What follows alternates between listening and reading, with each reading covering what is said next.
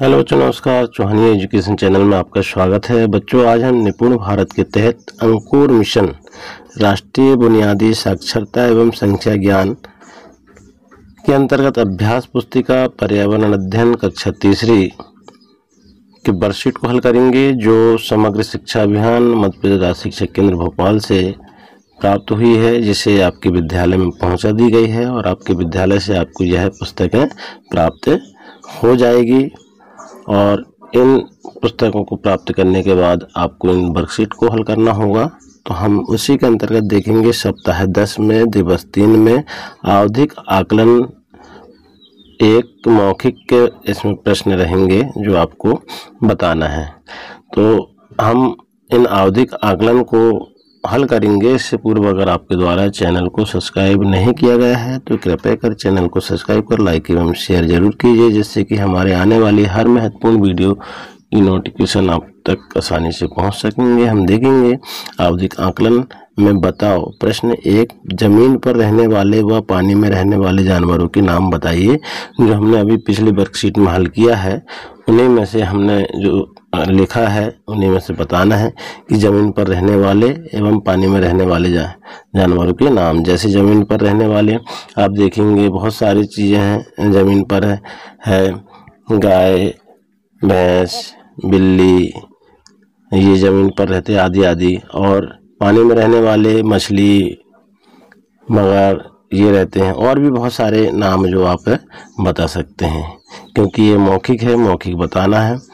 इसके बाद देखेंगे प्रश्न 2, अपने घर व आसपास को साफ रखने के लिए आपका परिवार क्या क्या करते हैं। तो हमारे घर को हम साफ रखने के लिए हमें सुबह शाम घर को साफ सफाई करते हैं, झाड़ू लगाते हैं, पोछा लगाते हैं और समय समय पर पुताई करते हैं, जिससे हमारा घर साफ स्वच्छ रह सके। ये सारे काम करते हैं। तो ऐसा आपको बताना है। प्रश्न 3 में खाने की कुछ ऐसी चीज़ों के नाम बताइए जो आपने कभी नहीं खाए लेकिन खाने का मन करता है। जो चीज़ें आपने कभी नहीं खाई, ऐसी चीज़ों का नाम आप अपने हिसाब से बता सकते हैं, इसका मन आपको करता है। तो बहुत सारी चीज़ें जो आपने नहीं खाई होगी उनका नाम आप यहाँ पर ले सकते हैं। देखेंगे आप प्रश्न 4, आप अपने घर को किन किन चीज़ों से सजाते हो, उनके नाम बताइए। तो आप अपने घर को रंगोली, तोरण, रंग पेंट, पोस्टर आदि से सजाते हैं। उनका नाम आप इस तरह से बता सकते हैं। इसके बाद प्रश्न 5 है, चित्र देखकर बताइए कि बच्चे क्या कर रहे हैं। अब यहाँ आपको चित्र देखना है। इस चित्र में देखना ध्यान से और क्या कर रहे हैं ये बच्चे आपको बताना है। तो देखेंगे आप चित्र में एक बच्चा और एक बच्ची जो है अपने हाथों के इशारे के माध्यम से, क्योंकि एक गूंगा बोल नहीं पाते हैं तो इसलिए इशारों के माध्यम से ये अपनी बातों को साझा कर रहे हैं। इसके बाद पढ़ना है हमको। प्रश्न 6 में दी गई कविता की पंक्तियों को पढ़ने के लिए कहें और पूछें कविता में पानी के कौन कौन से स्रोत दिए गए हैं। तो हम देखेंगे इस कविता को। नदियाँ बहती कल कल कल कल, झरने गाते छल छल छल छल, तालों में लहराता जल, कुआं में आता निर्मल जल। अब देखिए आप, इसमें पानी के स्रोत पूछा गया है तो नदियाँ पानी के स्रोत है, झरने इसमें पानी के स्रोत हैं, तालाब इसमें पानी के स्रोत हैं, कुआं इसमें पानी के स्रोत हैं। तो इस तरह से हम कविता में आए पानी के स्रोतों को, कविता को पढ़ेंगे और उसमें से हम ऐसा बता देंगे। इसके बाद प्रश्न 7 है, तख्ती में लिखे निर्देशों को पढ़वाएं और पूछें। तो देखिए आप, इस्तेमाल कर टॉयलेट को हमेशा ऐसा छोड़े जैसा साफ आप स्वयं के लिए चाहते हैं। तो ये हमारे लिए एक निर्देश है जो हमें करना चाहिए।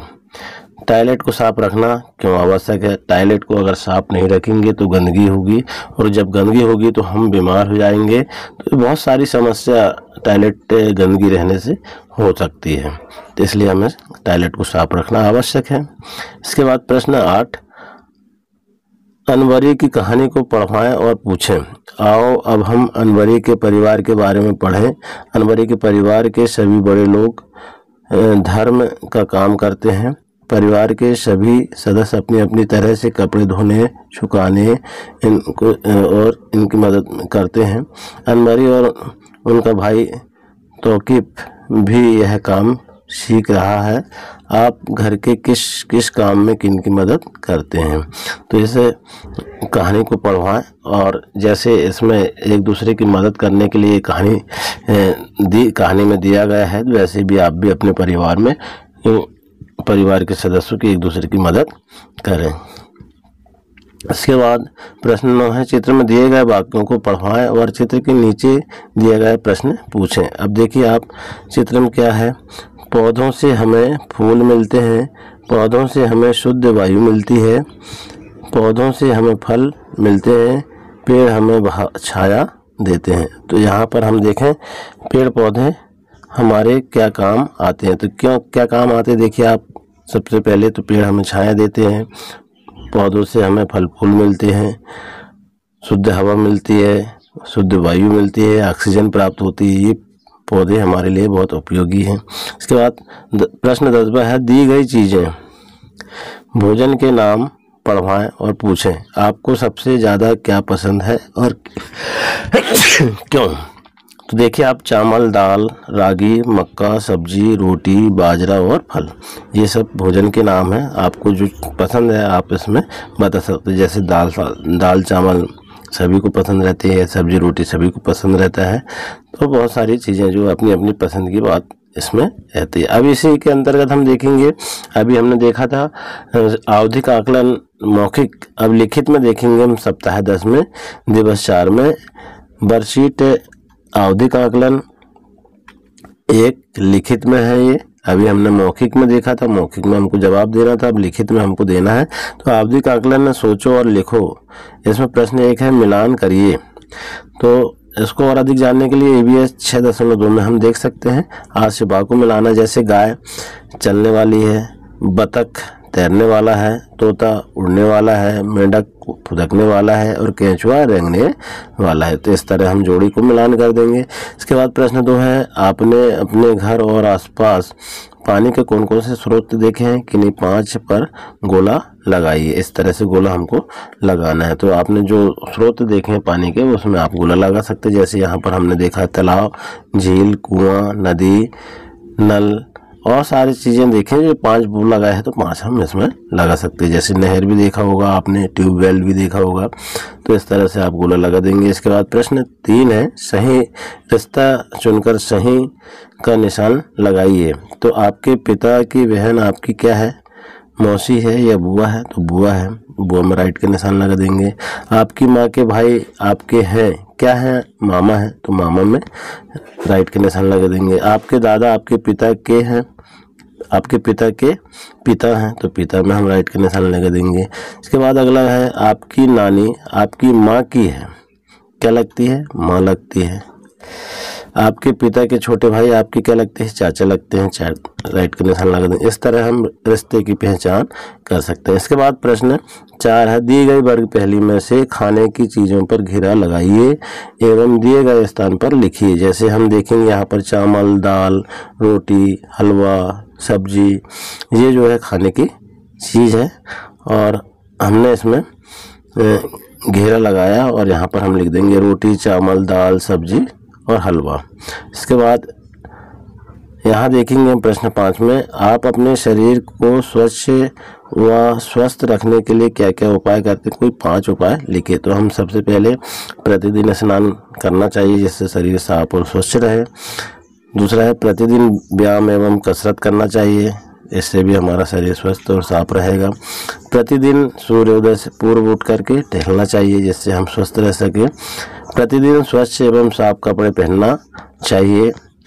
प्रतिदिन मुंह एवं हाथ धुलकर साफ रखना चाहिए। इस तरह हमें बहुत सारे प्रयोग करना पड़ेगा, यह कर सकते हैं हम शरीर को स्वस्थ रखने के लिए।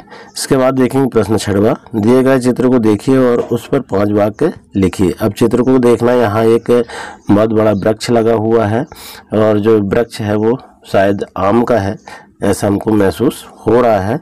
अब इसके क्या फ़ायदे हैं, इसके लिए क्या हम लिख सकते हैं, तो यह वृक्ष जो है छायादार है, वृक्षों से हमें शुद्ध पर्यावरण मिलता है, यह एक फलदार वृक्ष है, यह आम का वृक्ष है, वृक्ष हमारे लिए जीवन दायिनी वायु प्रदान करते हैं। तो इस तरह से हम बहुत सारी चीज़ें इसमें लिख सकते हैं। इसके बाद देखिए आप बच्चों, करो और बनाओ, मतलब कि आपको बनाना खुद है। एक वर्कशीट है तो आपको वर्कशीट में सीखने के लिए बहुत सारे प्रयास करना पड़ता है। तो हम देखेंगे अपने घर का चित्र बना करके उसमें रंग भरिए। तो घर का चित्र बनाइए और उसमें रंग भर दीजिए। इस तरह से हम अपने कला को यहाँ पर बना करके अपनी कला को उभार सकते हैं और अच्छा सुंदर सुंदर से सुंदर आप यहाँ चित्र बना सकते हैं और इस तरह से आप कलर कर सकते हैं। तो इस तरह से हमारे आवधिक आकलन लिखित और मौखिक दोनों हल हो जाती है। आशा है बच्चों आपको यह जो वीडियो है पसंद आया होगा। इसी तरह आने वाली वर्कशीट को हल करने के लिए चैनल में बने रहें। धन्यवाद, नमस्कार, जय हिंद।